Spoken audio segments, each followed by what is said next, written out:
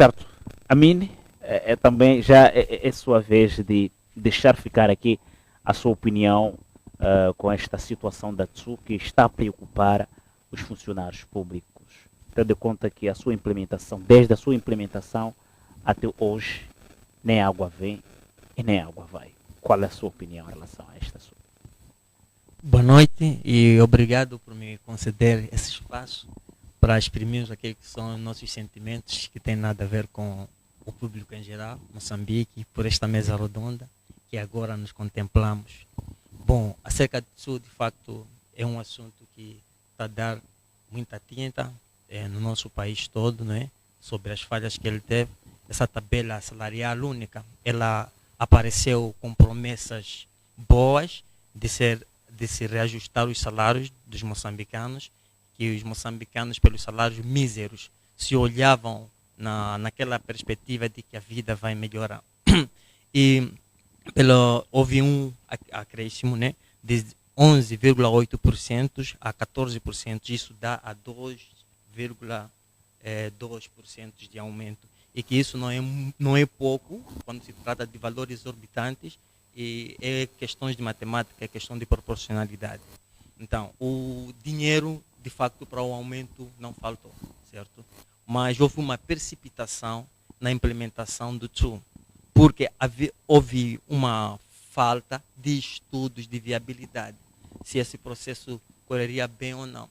E isso ficaram prejudicados não só aqueles que não se beneficiaram, mas também os que se beneficiaram, uma vez que eles viram a sua vida desabando, uma vez que já havia um acréscimo, que depois dos meses de antes, a seguir, eles não tiveram aquele aumento. Eles tinham os seus planos, e os seus planos foram perdidos na parte de TSU. Mas é de se esperar para o governo do regime, o governo atual, de dar umas esperanças e de arrancar a esperança do povo ao mesmo tempo, fazer isso automaticamente. E isso não é de hoje, não é uma coisa nova, olhando nós do historial todo que a gente conhece, e isso é muito triste, onde o funcionário público já foi à rua, já reclamou, já foi dito que tinha que beber água bem, que a gente se lembra sobre isso.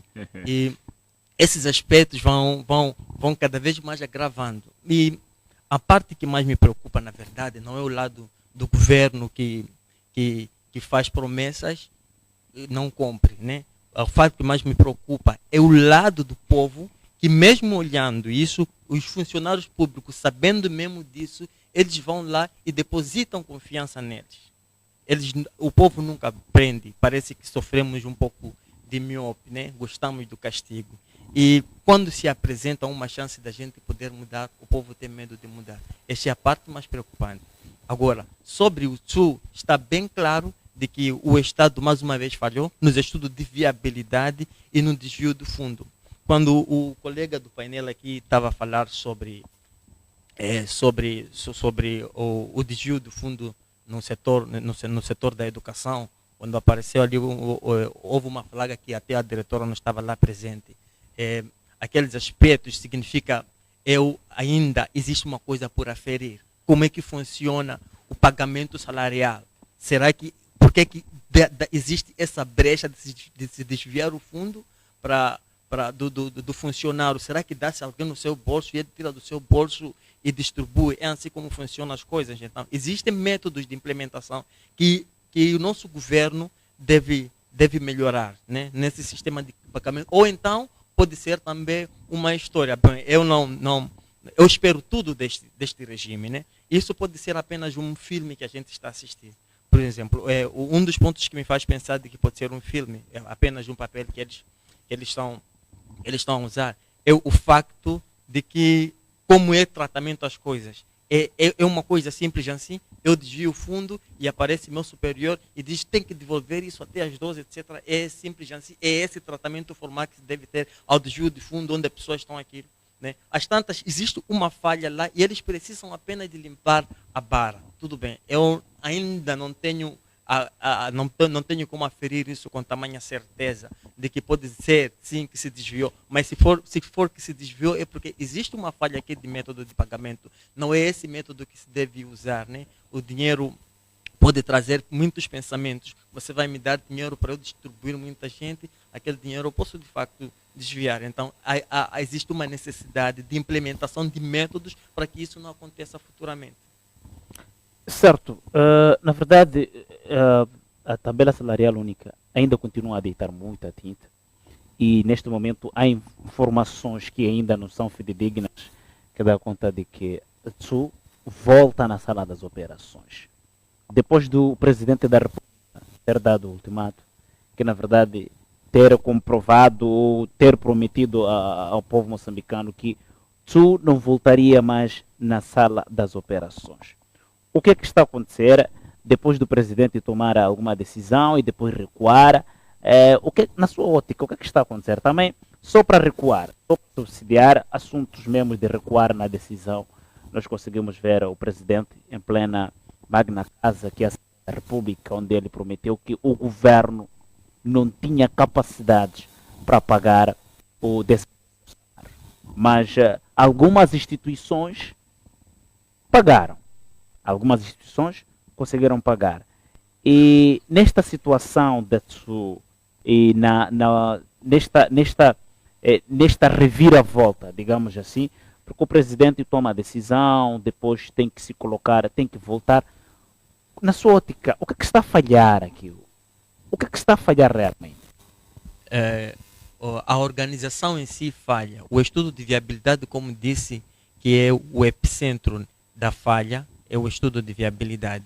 E sobre o 13º, a ideia sim era de não pagar, mas as instituições que pagaram são aquelas independentes em termos de aquisição de fundos, como por exemplo setores municipais, né?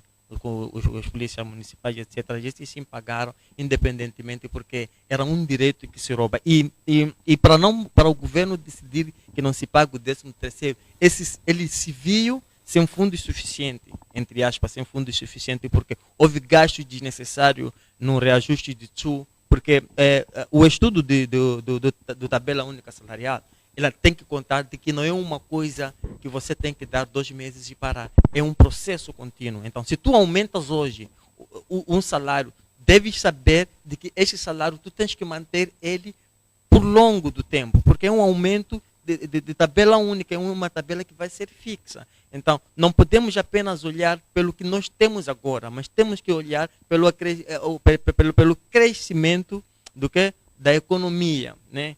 Que vai, se ela decresce ou se cresce, quais são os fatores que nós temos que salientar e etc. Então, o aumento salarial, existem várias coisas, vários fatores que nós temos que ter em conta. Não é uma questão passageira, é uma questão permanente. E sobre a volta dele, de facto existe um senso de que há necessidade de se aumentar o salário. Isso é um facto. E qualquer brecha que se tiver para se falar sobre isso, tem que se falar. E nós sabemos que estamos agora aqui nas próximas das eleições e há necessidade deles massagearem o povo, principalmente o público das funções públicas, e vão na tentativa de se esquecer todos aquilo o que eles fazem. Então, para massagear, eles encontram uma brecha no TSU para que tentar essa massagem que se faz ao povo para se esquecer de outras coisas que a gente sabe que acontecem no nosso país. E isso vai fazer com que a decisão não seja certeira, que há informações que devem se dar e que depois de se recuar é uma coisa que está na mesa, que deve ser discutida e que não se pode ultrapassar, assim, digamos, de um piscar do olho, porque sim, é uma questão muito sensível que se deve ver em vários pontos. Como disse, que o ajuste salarial não é uma coisa instantânea, é uma coisa que leva muito tempo, então deve-se olhar sim o crescimento do produto interno bruto. Muito obrigado. São, portanto, 21h e 25 minutos. Quero agradecer